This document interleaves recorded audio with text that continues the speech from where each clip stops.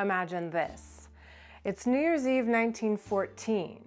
No microphones, no recorded dialogue. Inside of the Mission Inn Hotel in Riverside, California, a brand new Spanish art gallery opens its doors. But instead of speeches or ribbon cuttings, the hotel's visionary creator, Frank Miller, chose my aunt Beatrice Dominguez to perform. No second takes, no playback, just movement, expression, and the hush of an audience watching history unfold. And over a century later, the gallery still stands. But the story of that night has almost disappeared. Almost. My name is Allegra Garcia, and this is the story of my aunt Beatrice Dominguez, the tango dancer in the Four Horsemen of the Apocalypse and one of Hollywood's first Hispanic actresses to receive screen billing. If you love uncovering forgotten Hollywood stories such as this, make sure to hit that subscribe button and ring the bell. And now, let's go back to 1914.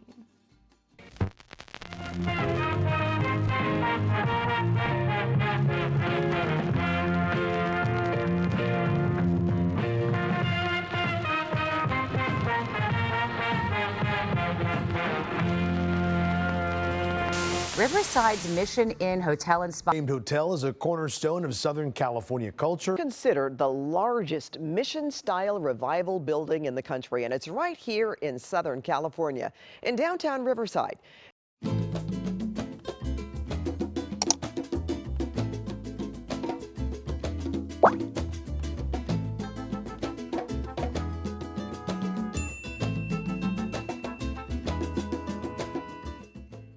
Nestled high above these orange trees lies the famous Mission Inn Hotel and Spa, located about 55 miles east of Los Angeles in Riverside, California.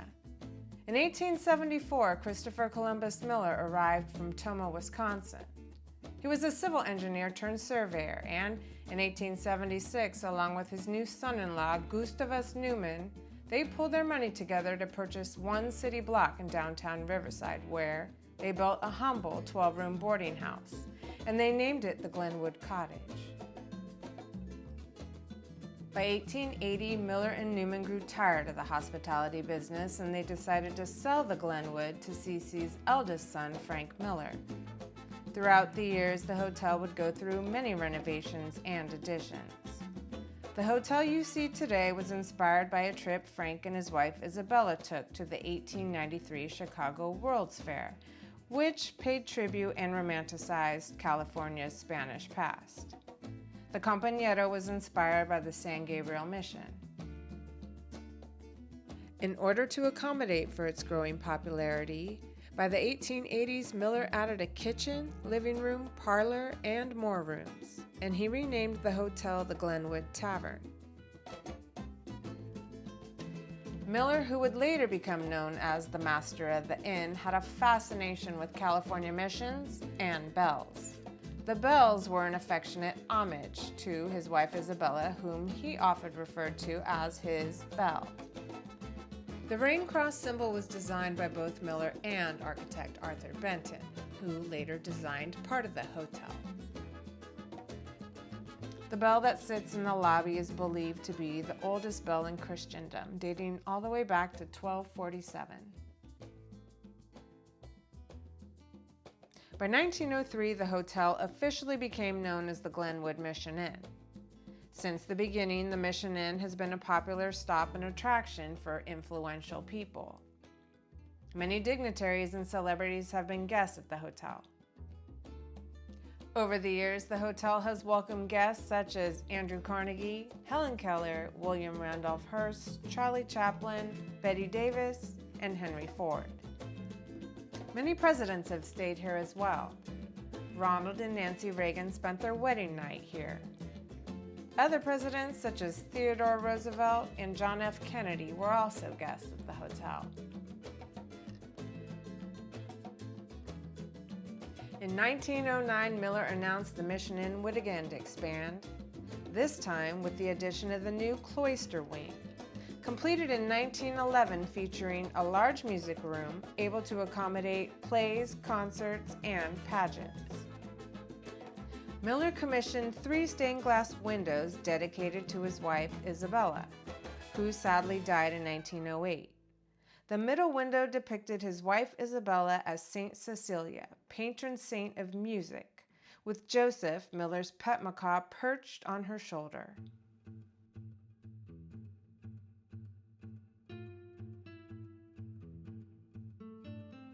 Below the cloister music's room stage was another room used for private events.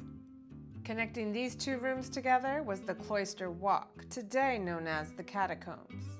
It consisted of underground passageways that showcased Miller's love and collection of art and antiquities. Items would have been displayed along the niches throughout the tunnels. These tunnels are shrouded with legend and lore. And it's also believed that the underground passageways allowed for Frank to move freely throughout the grounds, so that he could also go unnoticed. For decades, the walk remained closed, shrouded in mystery and silence. Stories began to spread of secret tunnels, hidden treasures, and ghostly encounters. Above the walk lies the Ramona Dome. Spanish Romanticism was very in through the teens and the 20s, mostly due to Helen Hunt Jackson's novel, Ramona. The dome paid homage, as well as it featured a series of stained glass windows depicting scenes from the play.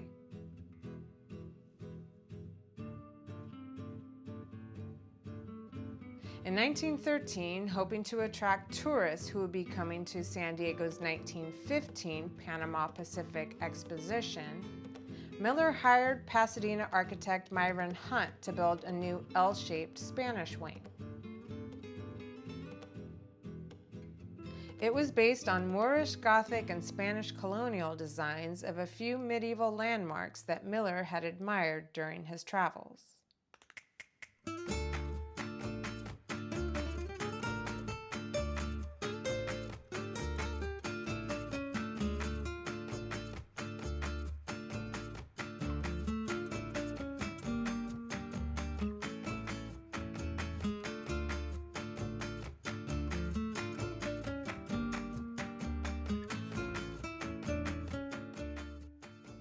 One of the most magnificent features of the Spanish wing was the addition of a large replica of a clock Miller had seen in Nuremberg, Germany.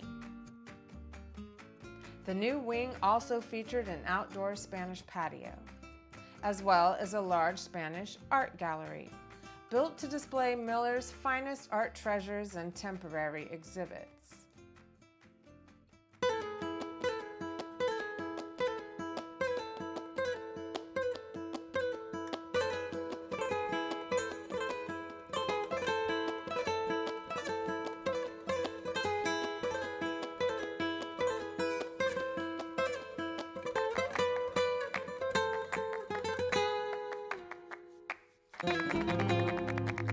As the clock struck 12 on New Year's Eve 1914, a small but remarkable moment unfolded, one that history forgot.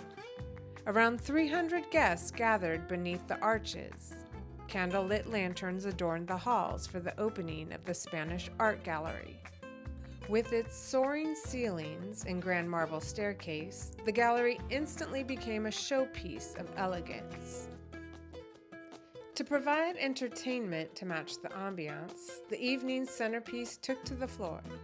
Hand-picked by Frank Miller himself, my Aunt Beatrice Dominguez glided across the floor. Known for her authenticity and commanding presence, Beatrice embodied the very spirit the gallery was meant to honor. The halls echoed with the clickety-clack of the castanets, feet stomping on the floor. This was more than entertainment, it was a statement. Art was not confined to the walls. It lived, breathed, and danced among them. Over a century later, echoes of that night remain suspended in the walls and the archways. Beatrice was on her way. From here, she'll go to San Diego and become the premier dancer of the exposition, and then Hollywood. Although her career was short, she'll live through a pandemic, a world war, and sadly, just 1 week before the premiere of The Four Horsemen of the Apocalypse, Beatrice will be dead.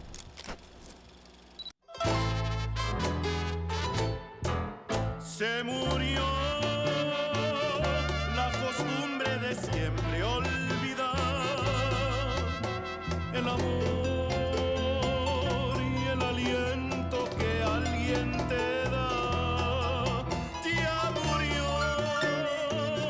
la mentira que siempre engaña y nació la esperanza de un día volver.